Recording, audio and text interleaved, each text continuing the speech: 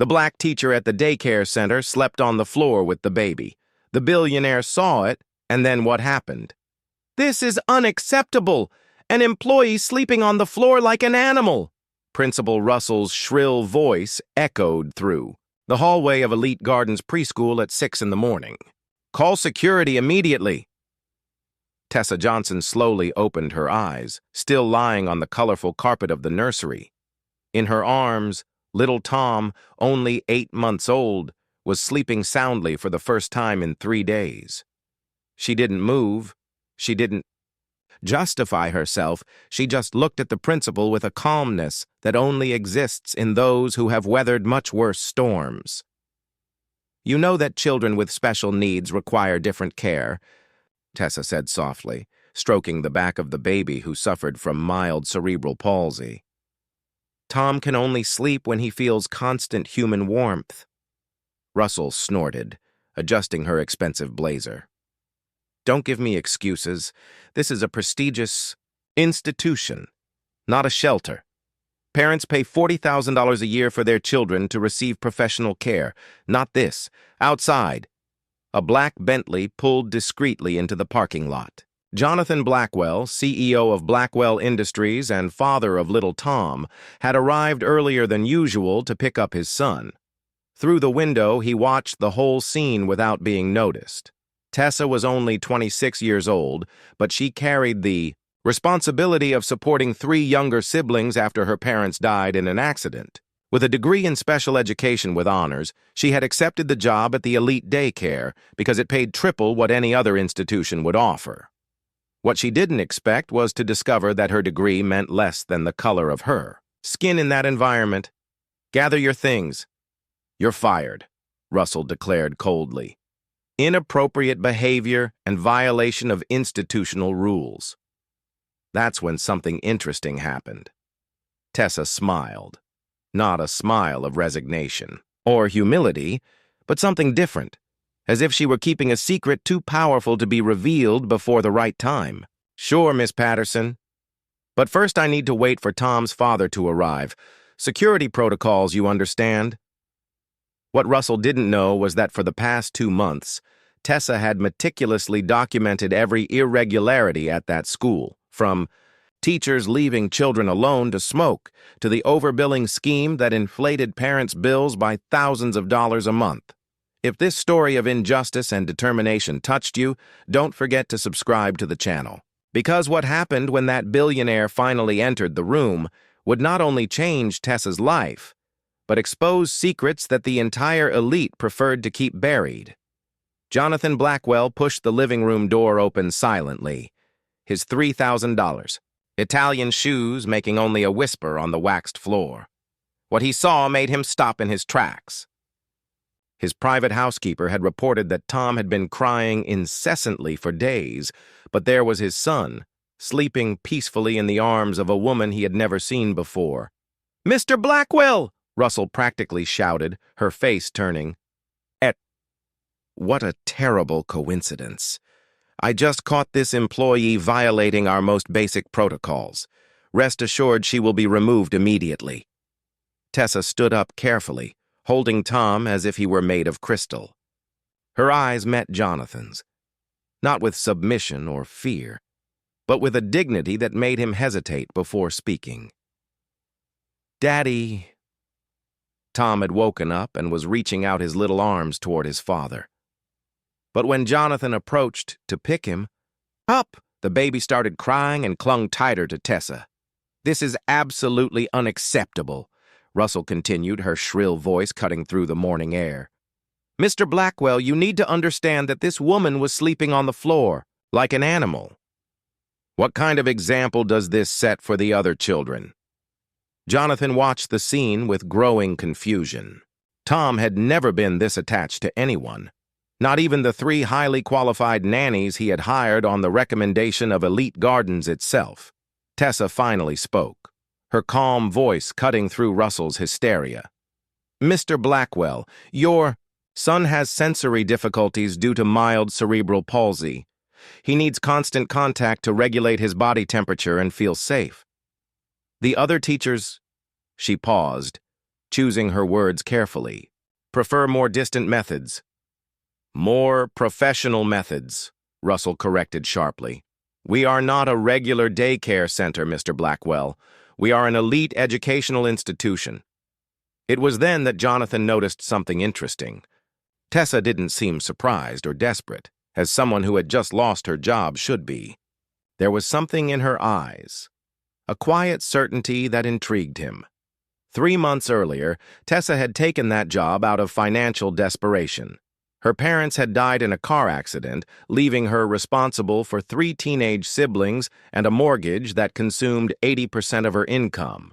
Elite Gardens paid $42,000 a year, much more than any public school, but from day one she had sensed that something was deeply wrong with that place.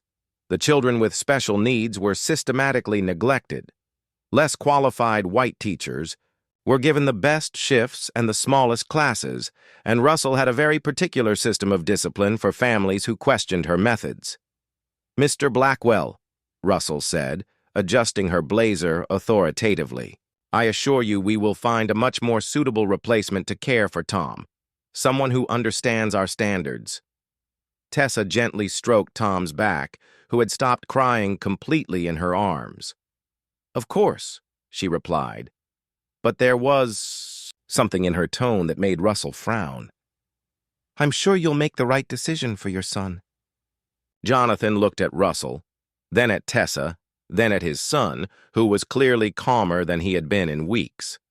Something wasn't right. In 16 years of building a business empire, he had learned to trust his instincts, and right now all of them were, screaming that there was much more going on here than met the eye. "Russell," he said slowly, "I need to talk to you two separately before I make any decisions." What Russell didn't know was that during those 3 months documenting irregularities, Tessa had discovered something much more serious than child neglect. She had found evidence of a fraud scheme involving systematic overbilling, ghost teachers, on the payroll, and embezzlement of funds intended for children with special needs. Most interestingly, she knew exactly who was behind it all, and had the evidence stored in a very safe place. While Russell talked about institutional standards and professional conduct, Tessa smiled to herself, because what that arrogant woman had no idea was that every prejudiced word, every discriminatory attitude, and every cruel decision had been carefully documented. And now, with the most powerful witness possible present in that room, the perfect moment to reveal the whole truth was finally arriving. 2 hours later, in the Elite Gardens conference room, Russell meticulously organized a folder of false documents about Tessa's inappropriate behavior. She had called an emergency meeting with 3 influential mothers from the school board, all wives of powerful executives who paid the highest tuition fees. "We need to act quickly," said Russell, adjusting her glasses authoritatively. "This employee clearly does not understand the standards of our institution. Sleeping on the floor like an animal, it's unacceptable." Mrs. Davidson, the Attorney General's wife, frowned. "Russell, are you sure you're not overreacting? Jonathan Blackwell is one of our biggest contributors." "That's exactly why we need to protect him," Russell replied firmly. "Imagine if the press found out that the school taking care of a billionaire's son employs people like that. It would be a scandal." Meanwhile, across town, Tessa was sitting in a small cafe with her younger brother, Marcus, a 22-year-old investigative journalism student. On the table, dozens of documents were organized into neat piles. "Sis, this is dynamite," Marcus said, leafing through the evidence Tessa had collected. "Overcharging for teaching materials, ghost teachers, receiving salaries, embezzling funds for special needs children. Russell is stealing almost $200,000 a year." Tessa nodded calmly. "And there's more. She has a system of extra fees that she charges parents of children with special needs. She emotionally blackmails them, telling them they need to pay for additional care that is actually required by law." Marcus pointed to a specific spreadsheet. "Look at this. She charges Blackwell an extra $3,000 for specialized sensory therapy for Tom. But you told me there was never any therapy. She just let the baby cry in the nursery while the other teachers pretended not to hear him. Exactly, Tessa confirmed, her hands trembling slightly, not from fear, but from contained indignation. And when I started taking proper care of him, she became furious because she knew I was finding out the truth. Over the past 3 months, Tessa had used her skills in educational technology to discreetly access the school's internal system. Every irregularity, every suspicious transaction, every moment of child neglect had been documented with scientific precision. She had photographed documents during her night shifts, recorded incriminating conversations on her cell phone, and even gained access to Russell's internal emails. Marcus closed the last file. You have enough material to destroy not only Russell, but the entire board that's covering this up. The question is, what do you want to do with it? Tessa smiled, the same enigmatic smile she had flashed the previous morning. Remember how Dad used to say that patience is the most powerful weapon of the intelligent? Yes, but sis. Marcus, Russell has no idea who she's messing with. She thinks I'm just another black employee desperate for a job.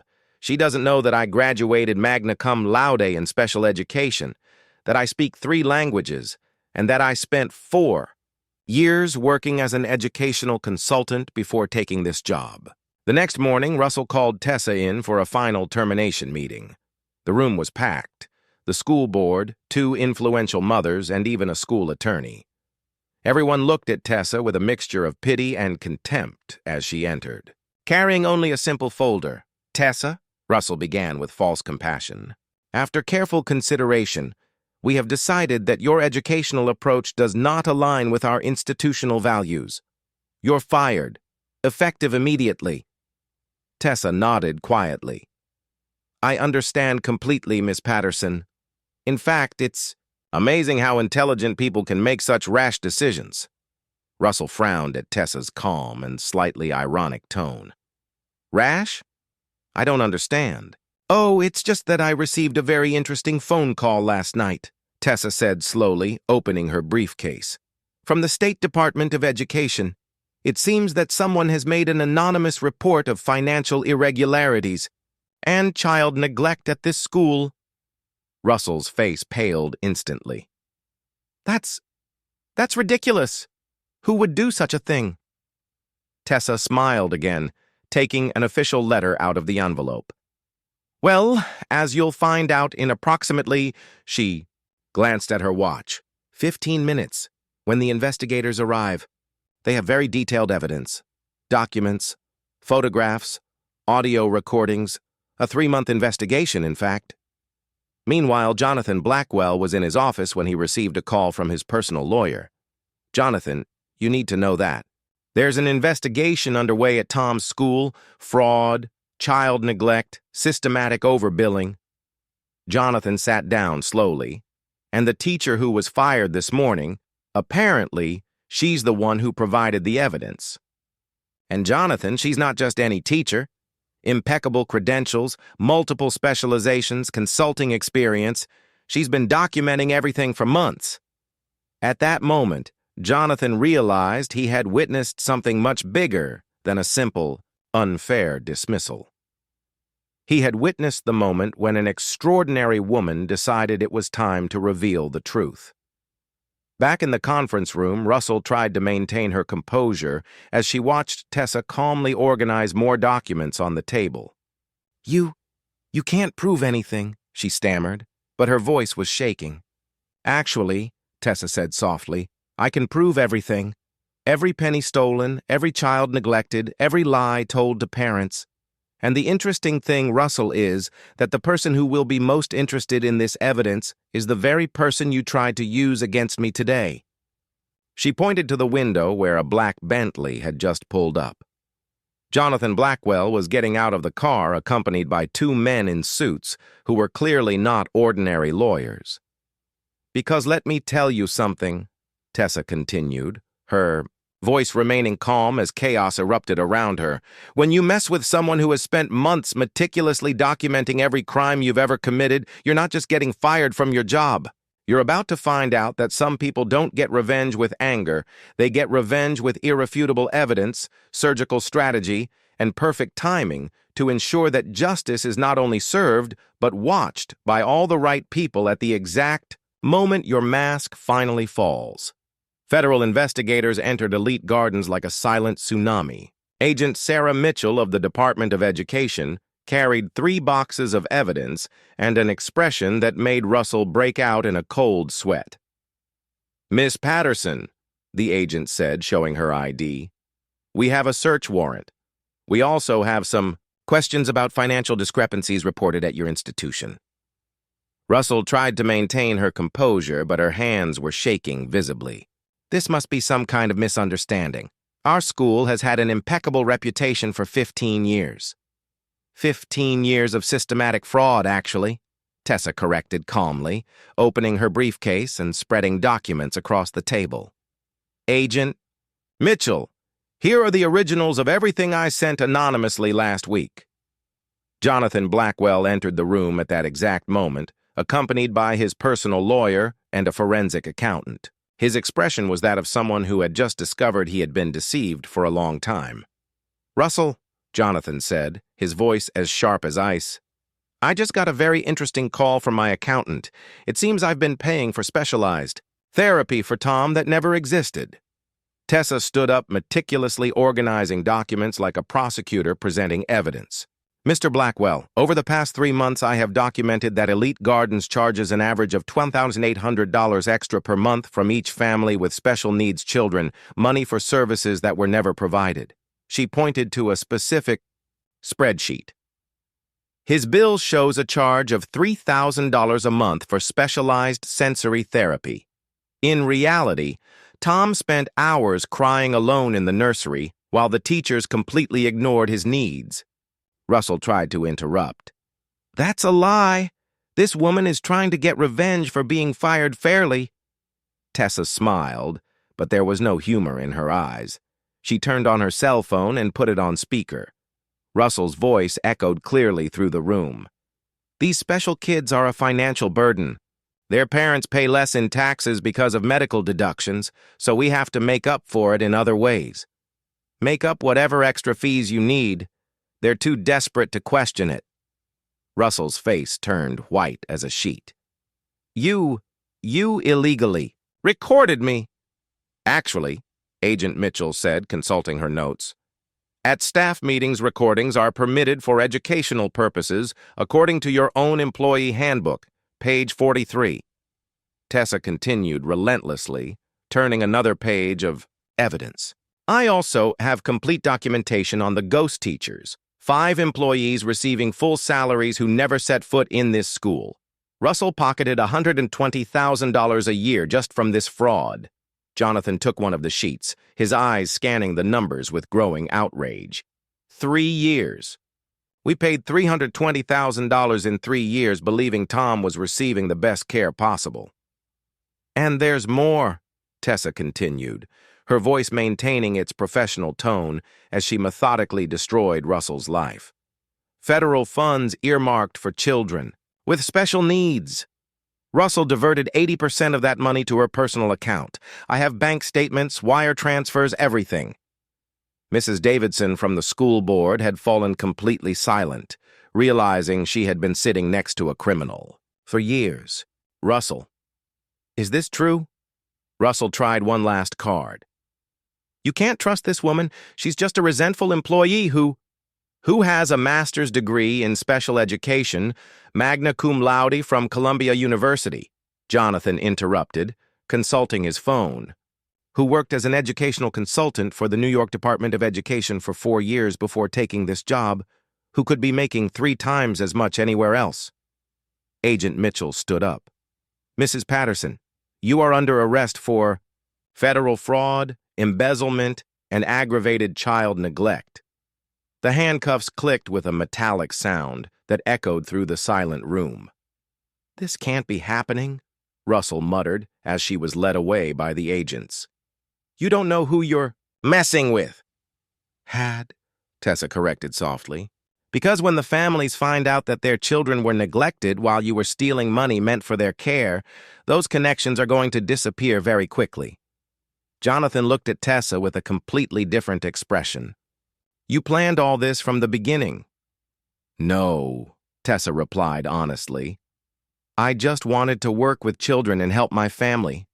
But when I saw how Tom and the other special children were treated, when I saw Russell stealing money that was supposed to ensure proper care for them, well, I found I couldn't stay silent. Jonathan's lawyer approached. Miss Johnson, our firm would like to discuss some opportunities. What you did here today saved not only the school, but probably hundreds of children in similar situations. Tessa looked out the window where Russell was being put into the police car. Reporters had already arrived, cameras capturing every moment of the arrest of the principal who for 15 years had built an empire based on exploiting vulnerable families. You know what? Tessa said, grabbing her briefcase and heading for the door. When I woke up sleeping on the floor with Tom this morning, my only concern was making sure he finally got some rest. I never imagined that moment would become the catalyst for exposing years of crimes against defenseless children. She paused at the door, looking back one last time. Russell was right about one thing. I didn't really understand the standards of this institution, because my standards have always been about protecting children, not profiting from their suffering. As sirens echoed outside and camera flashes lit up the windows, one question hung in the air. Was it possible to completely rebuild an institution corrupted by years of systematic neglect? Or was there damage that even the most thorough justice could not repair? What would Tessa do now that she had exposed a network of corruption that went far beyond a simple private school? 6 months later, the national newspaper headline read, Former elite school employee founds Revolutionary Institute for Special Children, receives $50 million investment. Tessa Johnson sat in her new office, a large, bright room in downtown Manhattan surrounded by honorary degrees, certifications in inclusive education, and a framed photo of Tom taking his first independent steps after months of proper therapy. Jonathan Blackwell entered carrying 2 coffees and a genuine smile. The first quarter numbers are in. 23 schools have already implemented our sensory care protocol. 215 special children are receiving proper treatment. And Russell? Tessa asked, accepting the coffee. Sentenced to 8 years in federal prison for fraud and 3 more years for aggravated child neglect. She lost her house, her cars, even her pension. She's working in the prison laundry for $2.50 an hour. Tessa nodded without showing any malicious satisfaction. What about the other families who were harmed? They all received full compensation. The restitution fund we set up has already distributed $4.5 million. The children who were neglected now have access to top-notch therapy at no cost to their families.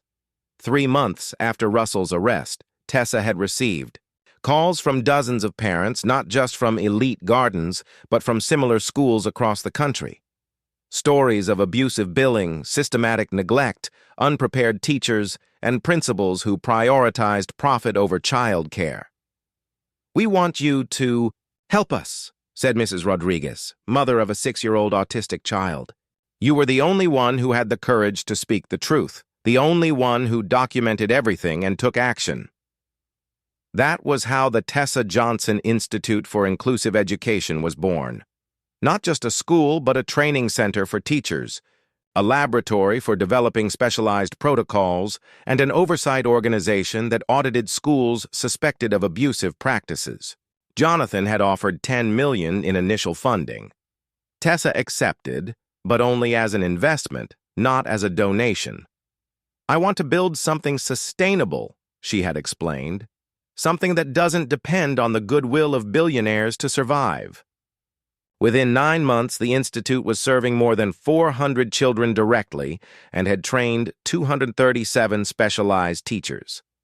The Johnson-Blackwell Protocol for Sensory Care had been officially adopted by the Department of Education in 3 states. There's one more thing, Jonathan said, handing her an official envelope.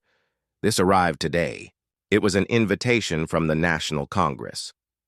Tessa had been invited to testify before the Education Committee on necessary reforms to the system of protection for special children in private schools. "They're going to ask me about that morning," Tessa murmured, reading the invitation. "About why I slept on the floor with Tom. And what will you say?" She smiled, but it wasn't the enigmatic smile of the early days. It was something new, lighter, more hopeful. That sometimes dignity isn't about keeping your composure, but about doing what's right, even when everyone around you thinks you're crazy. The following week, the congressional hearing room was packed. Television cameras captured every word as Tessa, wearing a simple navy blazer, answered questions from congressmen with the same methodical calm she had displayed when exposing Russell. "Miss Johnson," said Congressman Williams, "in your opinion, what is the biggest flaw in the current educational oversight system?" "The assumption that expensive schools automatically provide better care," Tessa replied bluntly. "For 3 months, I documented an institution that charged $40,000 a year per child, but provided care inferior to that of any well-run public daycare center. And how do we change that? Radical transparency, quarterly surprise audits, mandatory certified training for any professional working with special children, and most importantly, listen to the children. They know when they are being neglected." The testimony was broadcast nationally. 3 hours later, Tessa's office received 417 calls from parents, educators, and investors wanting to get involved with the institute. Marcus, now a journalism graduate, and working as the institute's communications director, walked into the office with a stack of newspaper clippings. "Sis, you've become a national reference on inclusive education. Harvard wants you to teach a course. Princeton has offered you a permanent chair." Tessa shook her head. "I don't want to be a university professor. I want to continue working directly with the children." That night, she visited Tom, now 16 months old, walking on his own and speaking his first words. Jonathan had hired 2 full-time, specialized therapists and turned part of their mansion into a sensory development center. "KK." Tom ran to her as soon as he saw her, his steps still a little clumsy but determined. "He only started talking after you implemented the tactile communication protocol," Jonathan said, watching his son interact naturally with Tessa.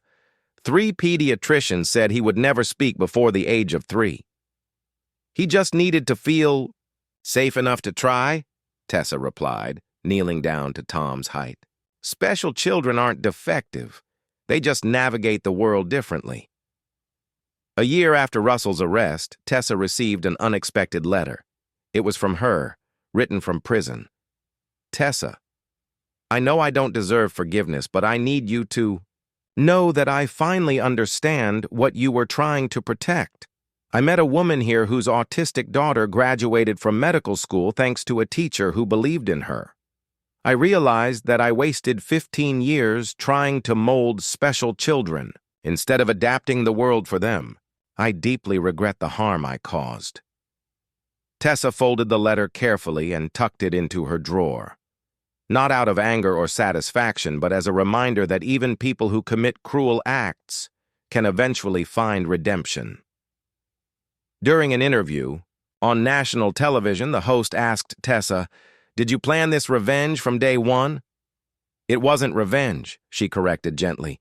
"It was documentation. When you see systematic injustice, you have 2 choices: accept it as normal or document it meticulously until you have enough evidence to change it. I chose the latter." "And what advice would you give to people facing similar situations?" Tessa looked directly into the camera. "Strategic patience is more powerful than impulsive anger. Document everything. Find allies. And remember, the best revenge is not destroying those who hurt you, but building something so important that the injustice you suffered becomes irrelevant." Today, 5 years after that morning when she slept on the floor with Tom, Tessa runs an institute valued at $80 million, has been on the cover of Time magazine as Educator of the Year, and has trained more than 2,000 specialized teachers. Russell remains in prison, working in the laundry and losing weight due to the stress of having destroyed her own life out of greed.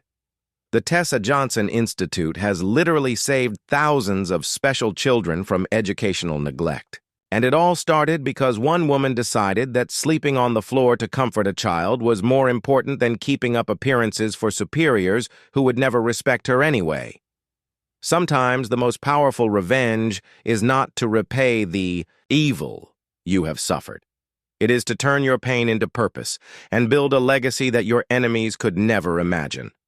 If this story of transforming injustice into social impact has touched you, subscribe to the channel for more stories that prove that intelligence, documentation, and determination always win out over cruelty, prejudice, and arrogance in the long run.